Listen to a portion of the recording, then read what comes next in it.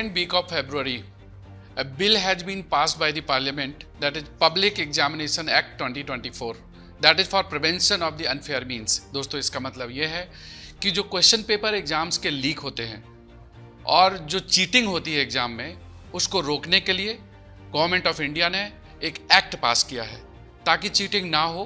तो आज हम जो डिस्कशन करने वाले हैं वो इसी एक्ट के ऊपर है। तो the key provisions of the act which has been passed recently, एक तो यह है कि this is called the public examination bill. जैसे कि यूपीएससी, एसएससी, आरआरबी, एनटीए, ऐसे बहुत सारी एजेंसियां हैं जो कॉम्पिटिटिव एग्जाम्स कंडक्ट कराती हैं, ये उनके लिए है। इसका जो इन्वेस्टिगेशन होगा, you can check on the screen कि investigation will not be done by the lower rank officer. इसमें डीएसपी लेवल का ऑफिसर या फिर एसीपी लेवल के ऑफिसर इसको इन्वेस्टिगेट करेंगे। अगर गवर्नमेंट चाहे तो सीबीआई इंक्वायरी भी करा सकती है। इसमें जो पनिशमेंट है अंडर सेक्शन 9, वो पनिशमेंट काफ़ी ज़्यादा है, तभी ये जाकर के रुकेगा भी। लाखों की तादाद में बच्चे अपनी तैयारी करते हैं, कोचिंग में फीस देते हैं, साल साल भर मेहनत करते हैं और बाद में पता चलता है कि क्वेश्चन पेपर तो लीक हो गया। जरा सोचिए कि ऐसे लोगों पर क्या बीतती होगी। तो जो इसमें पनिशमेंट का जो लेवल है, तो 3 कैटेगरी में हम देख सकते हैं। There are 3 different categories. Number 1, if a person is involved, कोई एक व्यक्ति, तो उसके लिए 3 ईयर टू 5 ईयर्स तक का imprisonment, minimum 3 year and up to 5 years तक का इम्प्रिजनमेंट और 10 लाख तक का उसमें फाइन है। दूसरा है कि अगर कोई सर्विस प्रोवाइडर, जैसे कि कोई एग्जाम कंडक्ट कराने वाली एजेंसी है, अगर उसकी तरफ से क्वेश्चन पेपर लीक होता है तो पहली बात तो उसको 4 साल के लिए बैन किया जाएगा, 1 करोड़ तक का जुर्माना होगा। इतना ही नहीं, उसके जो उसका सीनियर मैनेजमेंट है या उसके डायरेक्टर्स हैं या इंचार्ज हैं, उनको 3 साल से 10 साल तक की सजा हो सकती है और 1 करोड़ तक का जुर्माना हो सकता है। थर्ड कैटेगरी है कि अगर कोई इंस्टीट्यूशन इन्वॉल्व है जिसमें कोई ऑर्गेनाइज्ड क्राइम होता है, तो मिनिमम 5 ईयर्स से लेकर के अप टू 10 ईयर्स तक की इम्प्रिजनमेंट, मतलब जेल, और साथ में 1 करोड़ तक का जुर्माना हो सकता है। तो दोस्तों ये जो बिल अभी पास हुआ है फरवरी में 2024 में, और ये गजट में नोटिफाई भी हो चुका है, तो ये काफ़ी टफ और काफ़ी स्ट्रिक्ट लॉ है। ना सिर्फ सेंट्रल गवर्नमेंट ने, बल्कि कई स्टेट गवर्नमेंट ने भी ऐसे बिल पास किए हैं जिसमें 3 साल तक की सजा का प्रावधान है। What is the aim of this act? And can this act help in cheating and creating the integrity among the people? Yes, absolutely. Now, I'll pick on 2 words. Now, the focus of the act is 2 words, that is unfair and means. I will not talk about means. I'll leave it for Prince to talk about means. I'll talk about the concept of fairness. Everybody talks about means, everybody talks about malpractices, but what is most important is exam systems. The fundamental value of any exam system is fairness. And now the question is why there is so much stress on the value of fairness. And this is something most students miss also, the concept of fairness. And this value of fairness is something which is important for your ethics exams also. Let's leave the exams aside. Let's keep the exams aside. Let's talk about fairness. How exam systems ensure fairness. When I talk about fairness in exam system, it's a reciprocal process. On one side you have students, on the other side you have examining body. Now when I say fairness, it involves both the people. It involves students, at the same time it involves examining body also. Now the students expect the examining bodies like UPSC and other bodies to conduct the exam fairly. On the other side, the examining bodies like UPSC and all these organizations, they expect the students to take the exam in a fair manner. So fairness is expectations from both sides. And when both sides fulfill the expectations, that's when the exam integrity is maintained. But sadly, what has happened over the period of years is the exam integrity is being questioned. The sanctity of examination is lost. And if you see the entire exam process, we see violations all over. Before the exams, you have leakage of papers. During the exam, you have cheating, you have external help. And I'm sure a couple of years back in UPSC also there was a case study on external help to students. So during exam, it's external help. Now, after the exam gets over, the manipulation of results. So at every stage, the value of fairness is compromised. No wonder government has picked it up, and government has made very clear through the act that my objective of this whole act is to ensure fair play. See, life is all about fair play, and exams are all about fairness. Now, here comes one more thing. If you look at public examinations, all these examinations focus on identifying merit, identifying ability. And to identify ability and merit, every student should have a fair crack. Every student should have a fair chance. But actually, hota kya hai? Because of these malpractices and unfair means, hota kya hai? The actual student suffers. Yes. So that's the issue. So the objective of the whole act is to ensure fair play, is to ensure value of fairness. The purpose is to maintain the exam integrity. So that's the purpose of this, and I'm sure this act will get to that. In fact, it's very commendable that government actually has stepped in and tried to focus on this word fairness also, the value of fairness. When we come to the legal aspect of it, we are already having few laws which is related to cheating and fraud basically. But this is a very special law in what terms? Like it has a clear definition ki what comes under unfair means.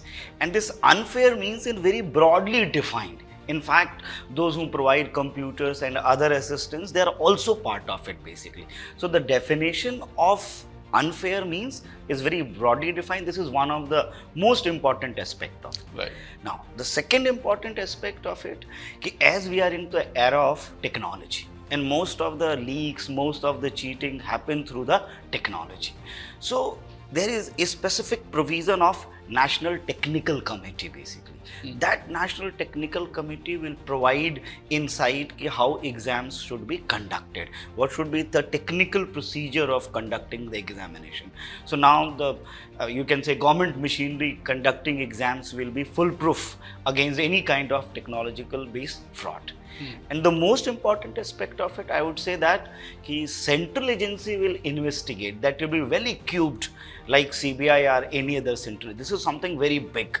I mean, it shows that the government is taking the things very serious. It's a very serious thing. They are ready even to have a central agency which will investigate with all well-equipped technology, with all sort of knowledge, expertise in that particular field. I would add on one more thing basically. Here, it is not only against the individual, they specific come with the idea of organized crime basically. Right. And even the punishment for the organized crime is very severe. That start from up to the 10-year and the fine goes up to the 1 crore. Right. So this is something very big in legal aspect what they mention it. यहाँ पर एक बात clear करना चाहेंगे दोस्तों कि जो candidate है means student who is appearing in the examination, if he is found involve, तो उसके लिए ये एक्ट एप्लीकेबल नहीं है. उसके लिए वो अथॉरिटी जो एग्जामिनेशन कंडक्ट कर रही है, लेट अस से UPSC, that can debar the candidate for the n number of years. तो जो हर स्टेट की या जो टेस्टिंग एजेंसी है दैट हैज़ स्पेशल प्रोविजंस, वो अभी भी हैं, तो वो एप्लीकेबल है. ये जो लॉ बना है ये उनके लिए है जो ऑर्गेनाइज्ड क्राइम करते हैं, जो दूसरों को हार्म पहुंचाते हैं और जो फाइनेंशियल बेनिफिट के लिए ये काम करते हैं. तो एक बात तो आपको ये समझना है. दूसरा ये भी समझना है कि अभी जो लॉ है एज ऑफ नाउ, या जो इस लॉ के आने के पहले, उस समय 2 ही सेक्शंस होते थे. एक होता था 420 चीटिंग का और दूसरा होता था सेक्शन 120 क्रिमिनल ऑफेंस का. तो ये बेलेबल होते थे. लोग सोचते थे कि क्राइम करेंगे और पैसा कमाएंगे और कुछ दिनों बाद निकल के भाग जाएंगे, छूट जाएंगे.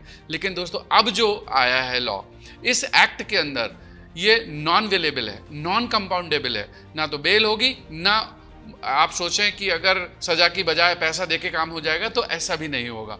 So this is very important in this law, and this is really need of the time, and this may help in curving down the such cheating cases and the paper leakage cases. The main thing is the competition between India and China.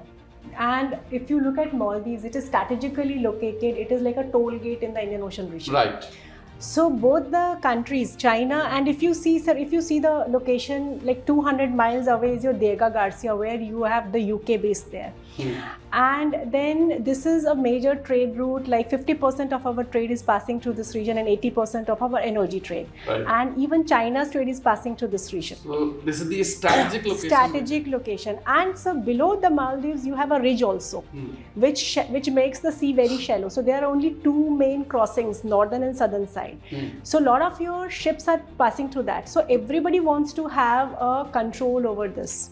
Right. That is what is happening here. And Right. for India, if you say, sir, so this is strategically like 300 nautical miles away from our west coast. Right. And any kind of, if tomorrow China makes it a military base, it will be a problem to us. And Right. then rising fundamentalism here. यही बात है, because now Maldives अब वो China के close हो रहा है, and India के लिए मालदीव की position that has been very strategic and important. Yes, sir. And right from beginning India has been supporting to the Maldives in terms of development of infrastructure या फिर उनके जो भी टूरिज्म है उसको डेवलप करने के लिए. In fact India is the largest contributor in the tourism. जो इंडिया की इंटरनल सिक्योरिटी है वो कैसे थ्रेट में आ सकती है अगर चाइना का इन्फ्लुएंस मालदीव पे बढ़ता है? सर, मालदीव्स में एक नेक्सस चल रहा है पॉलिटिक्स का, रिलीजियस एक्सट्रीमिज्म का, रेडिकलाइजेशन का और टेररिज्म का. एक बहुत ही पेक्यूलर फैक्ट है कि पूरे वर्ल्ड में greatest per capita contribution terrorism की तरफ जो हुआ वो मालदीव से हुआ. According to the data, 1 in every 2000 Maldivians they have diverted towards terrorism. And sir ये मालदीव्स का ऑफिशियल डेटा है कि 250 Maldives citizens have traveled to Syria and 432 attempted to travel to Syria. Out of the total population, which is about 6.2 lakhs only. Yes, sir. 5.2 lakhs. Yes, sir. Out of that, you are talking about Yes, this sir. much number had traveled to Syria. Yes, sir. And sir, as per the South Asia Terrorism Portal, Maldives में खुद भी 37 incident हुए हैं of terrorism since 2018. And Maldives में sir ISIS का भी recruitment एक base है जो है अड्डू सिटी में. और मालदीव्स का के अंदर अल-कायदा का भी एक रिक्रूटमेंट बेस है जो उनकी मदोवरी सिटी में. In the recent years, we have seen like even Dr. Moizu, after getting elected, Who are they to say कि why? So that is India has religious. its own sovereignty. हम Yes. जिसके साथ जाना चाहते हैं, जिसको support करना Sir, चाहते they are getting closer to Pakistan, and even Moizu has traveled first to Turkey.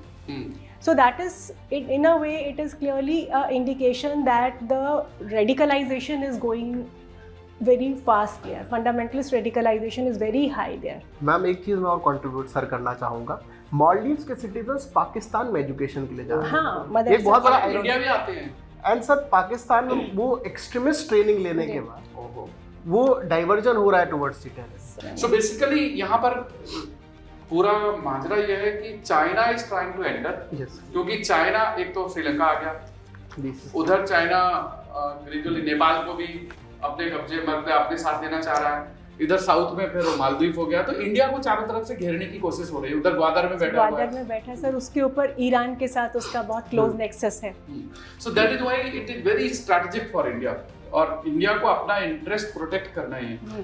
Ravi, my question from you is that कि जो अभी कॉन्फ्लिक्ट हो रहा है, इससे इंडिया का कितना नुकसान हो सकता है या मालदीव का कितना नुकसान होगा?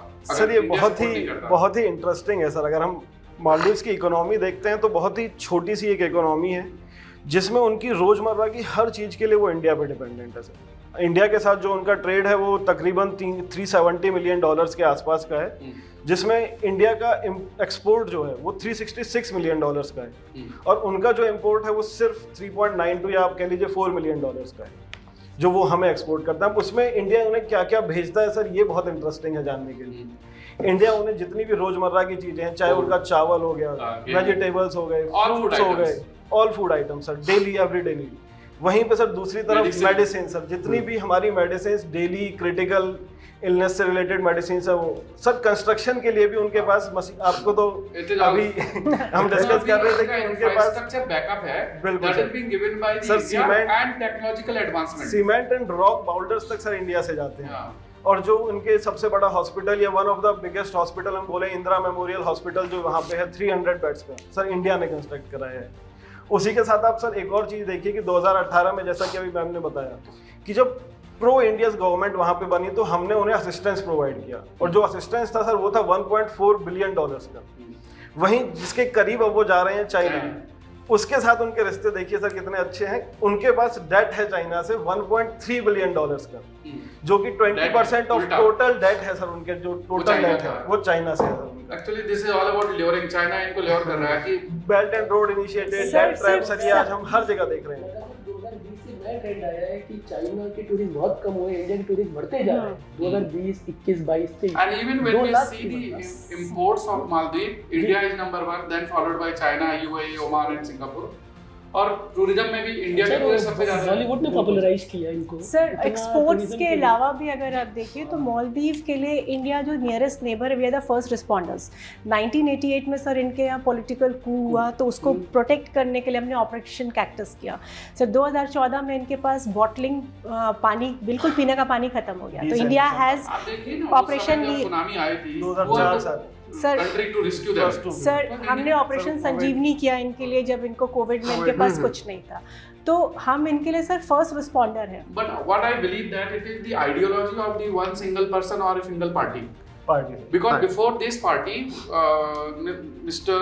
Mohammad Solih, he, for him India was first. Yes. The India first policy was his preference. Yes, sir. And after the election he came in India. Yes sir. Yes. Right. So and recently I believe that public is also now opposing. Yes sir. In Malé में अभी जो local election हुए वहाँ पर Yes sir. Mayor वाला election हुआ है, उसी की पार्टी जो है पोजीशन ग्रुप जीतने लगा है। आप ये वापस अभी से बैक इंडिकेशन शुरू हो गई। Solih group. Sir because at the end of the day sir public ये समझती है कि जैसे जो हाल जो हश्र आपका श्रीलंका का हुआ, if you see the external debt of Sri Lanka जब उसकी क्राइसिस थी, it was around 115% of its GDP. Right now sir debt of Maldives is 110% of its GDP, जिसका 20% मालदीव्स का है, सॉरी चाइना का डेट है सर।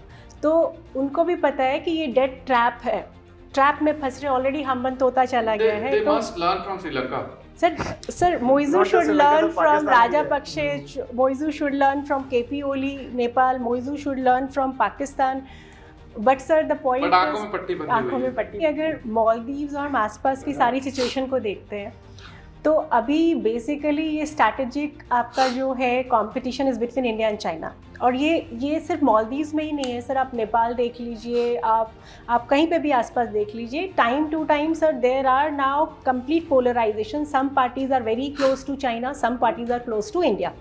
तो ये बाइपोलराइजेशन। और एक और चीज़ सर जो हमको ये एक और चीज़ समझनी है कि नाउ जो हमारा ट्रेडिशनल रिलेशनशिप था नेबरहुड में, that was completely different because we had a very close historical cultural ties. But अब जो नए जनरेशन के पॉलिटिशियंस हैं सर वहाँ पे, they are the product of this globalised era and they understand their importance because of this rivalry or the geopolitical competition between India and China. इसको मैं geography के तरीके से देखता हूँ। जो मैम ने कहा है कि ज्योग्राफी में कहा जाता है कि इसकी बनावट मालदीव की हुई है कोरल पोलिप और एल्गे के सिम्बायोटिक रिलेशनशिप पर। ये दोस्ती पर थी इंडिया और मालदीव की, पर इसमें ग्लोबल वार्मिंग का जो खतरा आ रहा है उससे इनके रिश्ते टूट रहे हैं, अलग हो रहे हैं। यहाँ ग्लोबल वार्मिंग चाइना है सर जो खतरा बन गया है, और ये Even in क्लाइमेट चेंज था। 1976 and before, Yes, they sir. claimed Minicoy as their island. Yes, yes, they Minicoy. And claimed. then India had to come अभी भी सर strongly. सोशल मीडिया पर Finally, लोगों ने बोलना शुरू किया this था। agreement was So signed. we had a very old tie, sir. Till 12th century, Buddhism was there, and Maldives was the major source of kauri, जो कि currency in the olden time. So sir हमारा काफ़ी close relationship है इनसे। And ma'am जो exercise है India Maldives की military exercise का नाम भी इक्विवेलेंट, जिसको फ्रेंडशिप बोला जाता है। इंडिया मालदीव्स का जो रिलेशनशिप है, अगर आप ट्रेडिशनली देखें तो सर ये हमेशा से एक अप एंड डाउन वाला चलता आया है। बट मोर और लेस सर अभी जो चल रहा है इंडिया एंड चाइना का कंपटीशन, इफ़ सर जो भी countries if they are getting closer to China, definitely we are getting a positive support from आपका जो है यूरोप एंड यूएस।